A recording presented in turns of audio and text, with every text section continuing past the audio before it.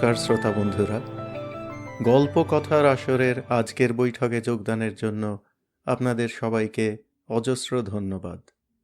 আমি রুদ্র দত্ত।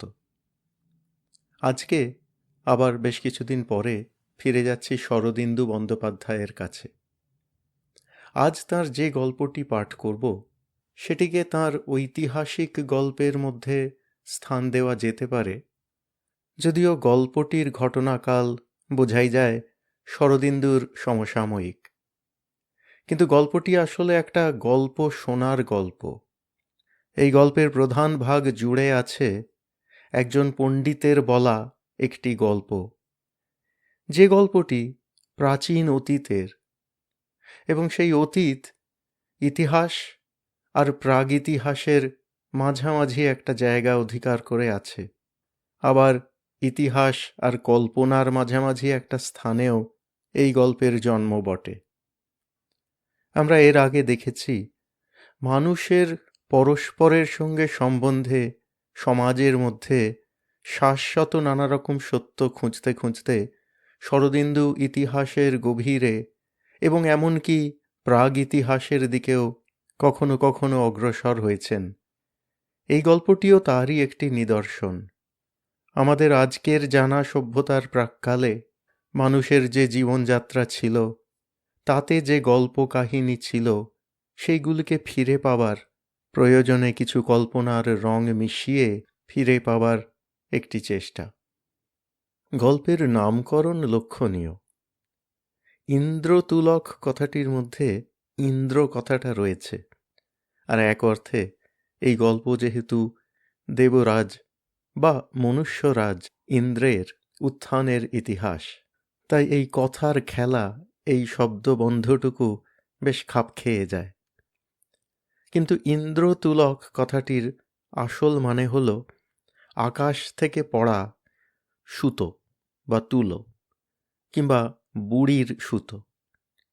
আমরা যাকে আজকাল সোজা বাংলায় বুড়ির চুল বলি, তারই ভালো নাম ইন্দ্রতুলক।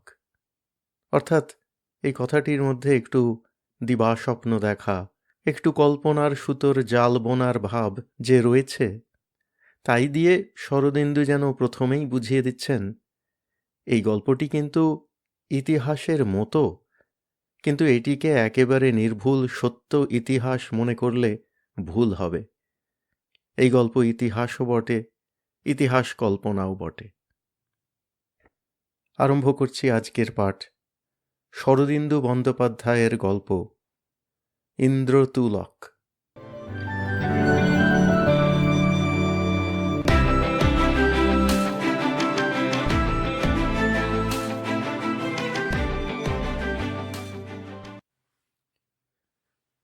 পণ্ডিত বলিলেন, গল্প শোনো।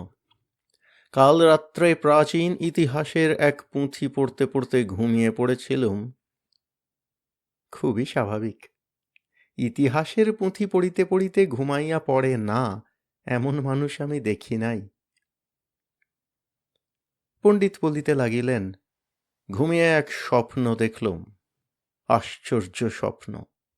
আমি যেন ত্রিকালজ্ঞ পুরুষ, শূন্যে ভেসে বেড়াচ্ছি, আর আমার চোখের সামনে যুগের পর যুগ কেটে যাচ্ছে। ৮,০০০ বছরের পুরানো ইতিহাস চোখের সামনে দেখতে পেলুম। জিজ্ঞাসা করিলাম, কাল রাত্রে কি খেয়েছিলেন? পণ্ডিত বলিলেন, মনে নেই, গিন্নি বলতে পারেন।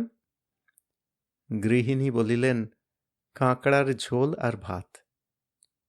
বলিলাম, বুঝেছি, ইংরেজিতে যাকে বলে নাইট মেয়ার, আপনি তাই দেখেছেন।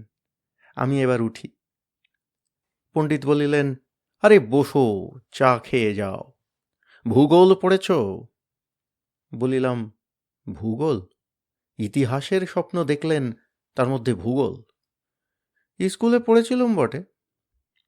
পণ্ডিত বলিলেন, বেশ, এখন একটা দেশ মনে মনে কল্পনা করো, বেলুচিস্তান থেকে ইরানের দক্ষিণ ভাগ পর্যন্ত।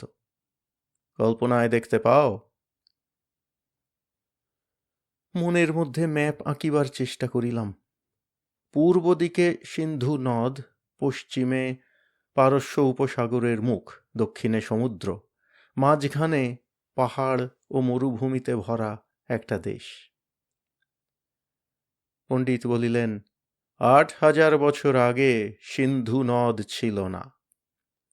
বর্তমানে যে দেশটা পাঞ্জাব নামে পরিচিত সেটা ছিল ধু ধু মরুভূমি, আর কাশ্মীর ছিল প্রকাণ্ড একটা মিঠে জলের হ্রদ।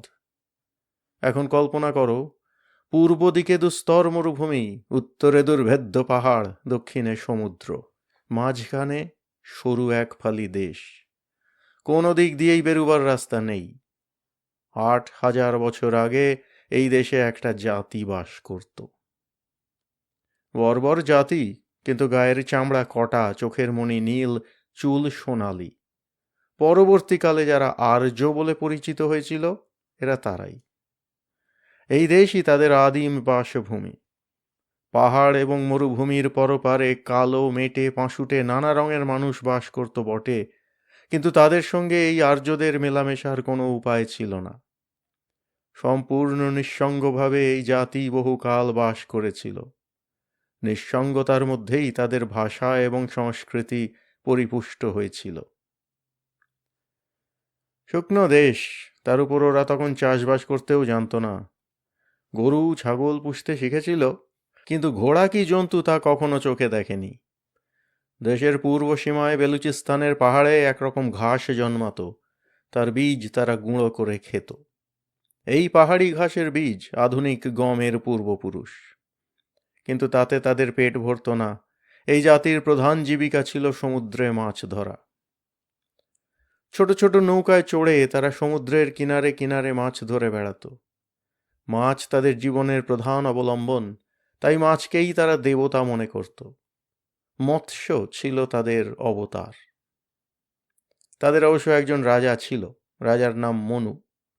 তখনকার বর্বরতার যুগে সকল জাতিরই একটা টোটেম থাকত। এই জাতির টোটেম ছিল সূর্য। মনু দাবি করতেন সাক্ষাৎ বিবস্বান তাঁর আদি পুরুষ। সমুদ্রে পুরুষানুক্রমে মাছ ধরার ফলে এই জাতি নৌবিদ্যা বেশ আয়ত্ত করেছিল। মনুর কয়েকটা বড় বড় নৌকা ছিল, তিনি তাইতে চড়ে মাছ ধরে বেড়াতেন। তিনি ভারী বিজ্ঞ ব্যক্তি ছিলেন। সমুদ্রের জল বাতাস লক্ষ্য করে আসন্ন প্রাকৃতিক দুর্যোগ বুঝতে পারতেন। একদিন মনু সমুদ্রে মাছ ধরছেন, তাঁর জালে এক অদ্ভুত চেহারার মাছ উঠল।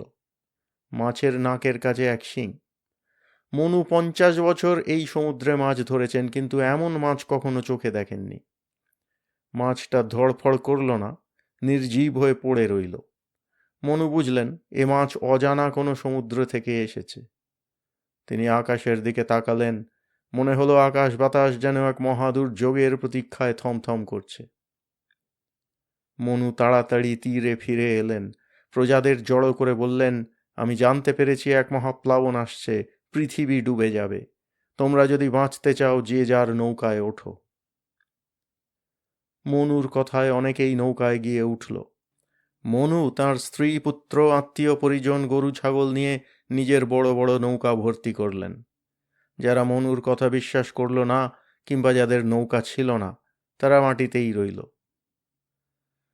সন্ধ্যাবেলা সূর্য তখন অস্ত যাচ্ছে। সমুদ্র থেকে হুহুঙ্কার শব্দ শোনা গেল। দক্ষিণ পশ্চিম দিক থেকে তাল গাছের মতো উঁচু ঢেউ ছুটে আসছে, তার সঙ্গে ঝড় তুফান। দেখতে দেখতে সব লণ্ড ভণ্ড হয়ে গেল। পরদিন সকালবেলা দেখা গেল চারিদিক জলে জলময়, কোথাও মাটির চিহ্ন মাত্র নেই। ছোট নৌকাগুলো ঢেউয়ের ঝাপটে সব ডুবে গেছে। কেবল মনুর কয়েকটা বড় নৌকা প্রলয় পয়োধি জলে বটপত্রের মতো ভাসছে। পণ্ডিতকে বাধা দিয়া জিজ্ঞাসা করিলাম, এরকম একটা রসাতল কাণ্ড কেন হলো আপনি জানতে পেরেছিলেন? পেরেছিলাম, কিন্তু তুমি বিশ্বাস করতে পারবে? বলুন, চেষ্টা করে দেখি। পারস্য উপসাগর তখন হ্রদ ছিল, সমুদ্রের সঙ্গে যোগ ছিল না। ম্যাপ দেখলে তার কতকটা আন্দাজ পাবে। হ্রদের উত্তর দিকে দুটো বড় বড় নদী, টাইগ্রিস আর ইউফ্রেটিস, ক্রমাগত হ্রদের মধ্যে জল ঢালছিল। হ্রদের জল বেড়ে বেড়ে তীর ছাপিয়ে যেতে লাগলো। তারপর একদিন জলের চাপে সমুদ্রের দিকের বাঁধ ভেঙে গেল, হ্রদ সমুদ্রে মিশল। হু হু শব্দে জল বেরিয়ে সমুদ্র তোলপাড় করে ছুটতে লাগলো। সেই তোড়ে আশপাশের তীরভূমি ডুবে গেল। এই হচ্ছে মহাপ্লাবনের কারণ। মহাপ্লাবনের যত প্রাচীন গল্প আছে সব ওই পারস্য উপসাগরকে কেন্দ্র করে। ঘটনাটা ওইখানেই ঘটেছিল কিনা? আমি গুম হইয়া গেলাম, কিন্তু তর্ক করা বৃথা। স্বপ্নের বিরুদ্ধে তর্ক নিষ্ফল। বলিলাম, বুঝেছি, তারপর মনুর কথা বলুন। পণ্ডিত বলিলেন, 7 দিন 7 রাত মনু নৌকায় ভাসতে লাগলেন। রাজ্যের উত্তর সীমানা ঘিরে যে পাহাড় ছিল তার নাম সুমেরু। মনুর নৌকা ঢেউয়ের ধাক্কা খেয়ে সেই দিকে ভেসে চলল। 7 দিন পরে জল নামতে আরম্ভ করল। বানের জল যেমন জোরে আসে তেমনি জোরে নেমে যায়। মনু তখন সুমেরুর গায়ে গিয়ে ঠেকেছেন, একটা চূড়ায় নৌকা বেঁধে ফেললেন। ক্রমে সমুদ্রের জল সমুদ্রে ফিরে গেল, আবার ডাঙা জেগে উঠল। দেশ যেমন ছিল প্রায় তেমনি আছে, কিন্তু মানুষ সব শেষ হয়ে গেছে।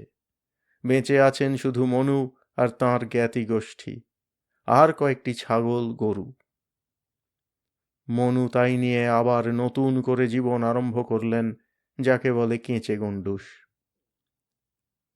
এই সময় চা আসিয়া পড়িল। পণ্ডিত পেয়ালা তুলিয়া লইয়া চুমুক দিলেন। বলিলাম, আপনার স্বপ্ন এইখানেই শেষ তো? পণ্ডিত বলিলেন, আরে রাম, আরও অনেক আছে। তুমি ব্যস্ত হয়ে পড়েছ, সংক্ষেপে বলছি। মনুর পর আন্দাজ 500 বছর কেটে গেল। মনু দেহ রক্ষা করলেন, কিন্তু তাঁর বংশধরেরা আবার দলে ভারী হয়ে উঠল। প্রশ্ন করিলাম, 500 বছর কেটে গেল বলছেন, তার মানে 7,500 বছর আগেকার কথা? পণ্ডিত বলিলেন, মোটামুটি। তখন আকাশে ধ্রুবতারা ছিল না। ধ্রুবতারা এসেছিল আরও 2000 বছর পরে, কিন্তু সে অন্য ধ্রুবতারা। জ্যোতিষে তার নাম আলফা ড্রাকোনিস। বেদে তার উল্লেখ আছে। আজকাল যাকে আমরা ধ্রুবতারা বলি সে অন্য তারা। সর্বনাশ! ধ্রুবতারা আবার কটা আছে? অনেক, কিন্তু জ্যোতিষের জটিল তত্ত্ব তুমি বুঝবে না, সে যাক। মহাপ্লাবনের পর দেশের আবহাওয়া কিছু বদলেছিল। মাটির ওপর পলি পড়েছিল। বাইরের সঙ্গে যোগাযোগের 2-একটা রাস্তাও খুলে গিয়েছিল। মহাপ্লাবনের পর আর্যদের নতুন দেবতা হলেন বরুণ। তিনি জলের দেবতা। রাখলে রাখতে পারেন, মারলে মারতে পারেন, সুতরাং তাঁকে তুষ্ট করা আগে দরকার। এই বরুণকে কেন্দ্র করে আর্যদের আদিম দেবতা গোষ্ঠী গড়ে উঠেছিল। আর্যদের ভাষা তখন বেশ দানা বেঁধেছে, কিন্তু তারা লিখতে জানে না। সবই কানে শোনা কথা, শ্রুতি। আর্যরা সংখ্যায় বেশ বেড়ে উঠল। তাদের মধ্যে তুকতাক, মারণ, উচাটন প্রভৃতি দৈব ক্রিয়ার উদ্ভব হল। তারা রোজা হয়ে ভূত ঝাড়ে, ওঝা হয়ে সাপের বিষ নামায়। এটা অথর্ববেদের প্রথম যুগ। অথর্ববেদ নামেও অথর্ব, কাজেও অথর্ব, সবচেয়ে পুরনো। আর্যদের প্রাচীনতম শ্রুতি ওতে ধরা আছে। সে যাক, বাইরে যাবার রাস্তা খোলা পেয়ে 2-4 জন উৎসাহী লোক দেশের বাইরে যেতে আরম্ভ করেছিল। বেশিরভাগই যেত উত্তর দিকে, কারণ পূর্ব দিকে পাঞ্জাবের মরুভূমি তখনও 100 যোজন জুড়ে পড়ে আছে, তাকে অতিক্রম করা অসাধ্য। যা হোক, বহির্জগতের সঙ্গে আর্যদের অল্প স্বল্প মেলামেশা আরম্ভ হলো। সুমেরু পর্বতের ওপারে কৃষ্ণচক্ষু কৃষ্ণকেশ এক জাতীয় মানবের সঙ্গে আলাপ হলো। এইভাবে আরও কয়েক শতাব্দী কেটে গেল। ইতিমধ্যে আর্যরা কৃষিকার্য শিখে ফেলেছিল। বুনো গমের বীজ বুনে শস্য ফলাতে আরম্ভ করেছিল। কিন্তু তবু দেশের খাদ্যের অনুপাতে মানুষের সংখ্যা এত বেড়ে গিয়েছিল যে খাদ্যের অনটন দেখা দিল। মৎস্য এবং গোধূম পর্যাপ্ত নয়। কিন্তু পুরুষানুক্রমে মৎস্য ভোজনের ফলে আর্যদের বুদ্ধি খুব ধারালো হয়েছিল। তারা দলে দলে খাদ্য অন্বেষণে বিদেশে যেতে লাগল। কিন্তু বিদেশে যাবার 2টি মাত্র পথ, এক সমুদ্র, দ্বিতীয় উত্তর দিক। আর্যদের মধ্যে যারা মৎস্যজীবী তারা নৌকো নিয়ে সমুদ্রে বেরিয়ে পড়ল। এরাই পরে পানি বা ফেনিশিয়ান নামে পরিচিত হয়েছিল। দক্ষিণে লঙ্কা এবং উত্তরে ইংল্যান্ড পর্যন্ত উপনিবেশ স্থাপন করেছিল। দ্বিতীয় দল গেল সুমেরুর গিরিসংকট পার হয়ে মাটির পথে। আর্যদের উত্তরাভিযান আরম্ভ হল। এই অভিযান তরঙ্গের পর তরঙ্গ তুলে পারস্য, গ্রিস, রাশিয়া পার হয়ে স্ক্যান্ডিনেভিয়া পর্যন্ত পৌঁছেছিল। আমি জিজ্ঞাসা করিলাম, এ আপনি স্বপ্নের বৃত্তান্ত বলছেন না ইতিহাস বলছেন? পণ্ডিত বলিলেন, ইতিহাসে অন্য কথা আছে, আমি যা স্বপ্ন দেখেছি তাই বলছি। কিন্তু সাহেবের লেখা ইতিহাসই সত্য আর আমার স্বপ্ন মিথ্যা, তার প্রমাণ কি? পণ্ডিতকে ঘাঁটাইয়া লাভ নাই, বলিলাম, কোনো প্রমাণ নেই। তারপর বলুন। তারপর আমার স্বপ্নের ক্লাইম্যাক্স। যাক, স্বপ্ন তাহলে শেষ হয়ে আসছে। কিন্তু কই, আর্যরা ভারতবর্ষে তো এলো না। এইবার আসছে, সেইখানেই ক্লাইম্যাক্স। পণ্ডিত আবার আরম্ভ করিলেন, উত্তর দিকে যারা অভিযান করলো তারা অধিকাংশই ফিরে এলো না। 2-4 জন ফিরে এলো। যারা ফিরে এলো তাদের মধ্যে একজনের নাম ইন্দ্র। ইন্দ্র গোড়ায় মানুষ ছিলেন, সাধারণ মানুষ, একজন যোদ্ধা। কিন্তু অসাধারণ তাঁর বুদ্ধি, দুর্দম সাহস। যুগে যুগে যেসব মানুষ জাতিকে প্রগতির পথে এগিয়ে নিয়ে গেছে, ইন্দ্র তাদেরই একজন। যুগাবতার বলতে পারো। ইন্দ্র দলবল নিয়ে উত্তর দিকে গিয়েছিলেন। অনেক বছর পরে যখন ফিরে এলেন, তখন তাঁর সঙ্গে এক পাল ঘোড়া। দেশের লোক আগে কখনো ঘোড়া দেখেনি। ঘোড়া দেখে চমৎকৃত হয়ে গেল। উচ্চৈঃশ্রবার নাম শুনেছ বোধহয়। দেবতাদের মধ্যে ইন্দ্রের কেবল ঘোড়া ছিল, আর কারুর ছিল না। ইন্দ্র ঘোড়া নিয়ে দেশে ফিরে এলেন, কিন্তু বেশি দিন চুপ করে বসে থাকতে পারলেন না। চুপ করে বসে থাকার লোক তিনি নন। আবার সদল বলে অভিযানে বেরুলেন, এবার পূর্ব দিকে। ইন্দ্র স্থির করলেন, পূর্ব দিকে কত দূর যাওয়া যায় তিনি পরীক্ষা করে দেখবেন। মরুভূমির পরপারে কি আছে? মরুভূমি কি পার হওয়া যায় না? ইন্দ্রের অশ্বারোহীর দল পূর্ব দিকে চলল। বেলুচিস্তানের পূর্ব সীমানা থেকে মরুভূমি আরম্ভ হয়েছে। ইন্দ্র বারবার মরুভূমি উত্তীর্ণ হবার চেষ্টা করলেন, কিন্তু পারলেন না। মরুভূমি তো নয়, জ্বলন্ত দাবানল। ব্যর্থ হয়ে ইন্দ্র মরুভূমির কিনারা ধরে উত্তর মুখে চললেন। হয়তো উত্তরে মরু পার হবার পথ আছে। কুটিল কর্কশ পথ, জলের বড় কষ্ট। তবু ইন্দ্র নিরস্ত হলেন না। মাসের পর মাস কেটে গেল, বছর কেটে গেল। ইন্দ্র পাহাড় মরুর সন্ধিরেখা ভেদ করে চলেছেন। ঘোড়া ছিল বলেই পেরেছিলেন, পদব্রজে পারতেন না। কিন্তু পথ যত দুর্গমই হোক, কোথাও তার শেষ আছে। একদিন ইন্দ্র কাশ্মীর প্রান্তে গিয়ে পৌঁছলেন। কাশ্মীর তখন ভূস্বর্গ নয়, প্রকাণ্ড একটি হ্রদ। ইন্দ্র দেখলেন হ্রদের জল কানায় কানায় টলমল করছে। তাকে সাপের মতো বৃত্তাকারে ঘিরে রেখেছে কৃষ্ণবর্ণ পাহাড়ের শ্রেণী। ইন্দ্র অঞ্জলি ভরে জল পান করলেন, দেখলেন মিষ্টি জল। হ্রদের দিকে চেয়ে চেয়ে ইন্দ্রের মস্তিষ্কে একটা প্রচণ্ড আইডিয়া খেলে গেল। আজকালকার দিনেও কোনো আমেরিকান বা রুশ ইঞ্জিনিয়ারের মাথায় এত বড় দুঃসাহসিক আইডিয়া সহজে আসে না। ইন্দ্র ভাবলেন, সিন্ধুকে অর্থাৎ সমুদ্রকে যদি কোনো মতে পর্বতরূপী বৃত্রাসুরের নাগপাশ থেকে মুক্তি দিতে পারি, তাহলে এই সিন্ধু নিম্নাভিমুখে মরুভূমির উপর দিয়ে ধাবিত হবে। যা এখন ঊষর মরুভূমি আছে তা জলসিক্ত হয়ে শ্যামল ভূমি হবে, মরুর ওপর পথ তৈরি হবে। ইন্দ্র শুধু ভাবুক নয়, কর্মী পুরুষ। তিনি তাঁর ভাবনাকে কার্যে পরিণত করবার জন্য মহা উদ্যমে লেগে গেলেন। কাজটি কিন্তু সহজ নয়, অনেক দিন লাগলো। হ্রদের কিনারে কিনারে বিস্তর খোঁজাখুঁজির পর ইন্দ্র একটা জায়গা পেলেন যেখানে পাহাড়ের বাঁধ কিছু দুর্বল। 2-4টি বড় বড় পাথরের চাঁই সরাতে পারলেই জল নিকাশের একটা রাস্তা হয়। একবার একটা রাস্তা পেলে জল নিজের জোরেই রাস্তা প্রশস্ত করে নেয়, তখন আর তাকে ঠেকায় কে? ইন্দ্র ওই পাথরগুলো সরাবার উদ্যোগ করলেন। কিন্তু মানুষের দৈহিক শক্তিতে ও পাথর সরানো সম্ভব নয়। ইন্দ্র ঘোড়া লাগালেন। চর্মরজ্জু দিয়ে পাথর বেঁধে ঘোড়ারা টানতে লাগলো।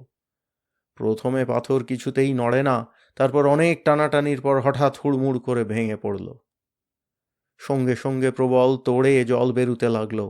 এত তোড় ইন্দ্রও আশা করেননি। রন্ধ্রপথে জলের উত্তাল ধারা সগর্জনে ছুটল। অন্য ঘোড়াগুলো রক্ষা পেল বটে, কিন্তু ইন্দ্রের নিজস্ব ঘোড়াটা এই দুর্বার স্রোতের আঘাতে চূর্ণ হয়ে ভেসে গেল। ইন্দ্রের ঘোড়ার নাম ছিল দধীচি। পণ্ডিত চুপ করিলেন। আমি কিছুক্ষণ অপেক্ষা করিয়া বলিলাম, তারপর? পণ্ডিত বলিলেন, এইখানেই আমার স্বপ্ন শেষ, কিন্তু মন থেকে আরও কিছু জুড়ে দিতে পারি। সিন্ধুকে প্রবাহিত করার ফলে একদিকে যেমন পাঞ্জাব থেকে সিন্ধু পর্যন্ত সঞ্জীবিত হয়ে উঠল, অন্যদিকে তেমনি কাশ্মীর জলের তলা থেকে উঠে এলো। ভারতবর্ষের পশ্চিম প্রান্তে যে অলঙ্ঘনীয় প্রাকৃতিক ব্যবধান ছিল তা ভেঙে পড়ল। স্থলপথে বহির্জগতের সঙ্গে ভারতের যোগাযোগ স্থাপিত হল। ইন্দ্র এই কীর্তির কর্তা, তাই ইন্দ্র দেবরাজ।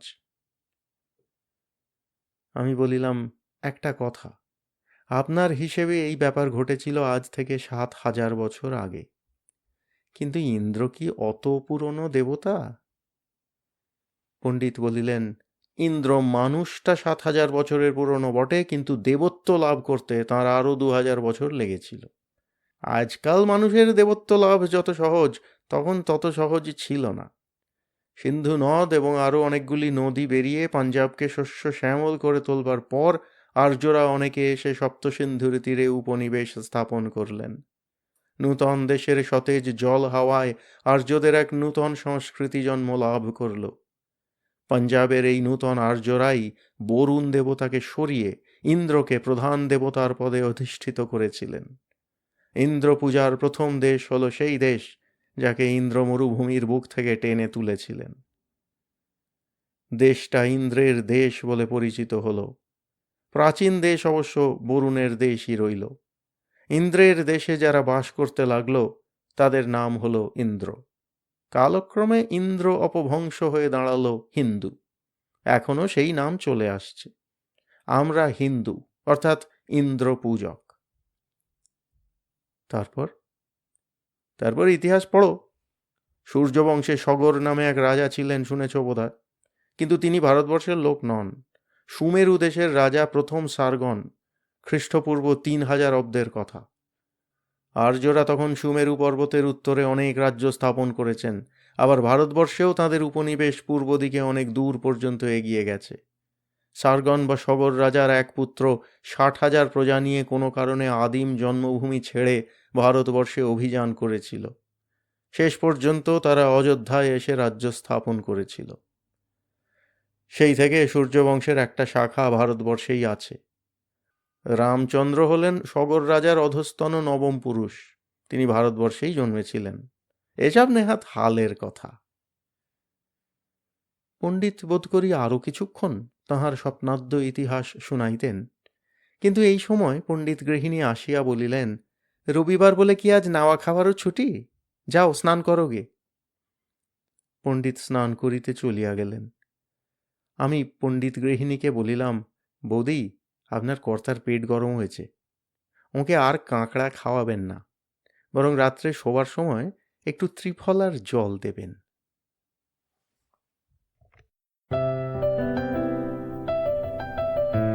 আপনাদের মতামত আমাদের জানাতে ভুলবেন না কিন্তু শ্রোতা বন্ধুরা। আমাদের ওয়েবসাইট golpokothar.org, GOLPOKOTHARASOR.org।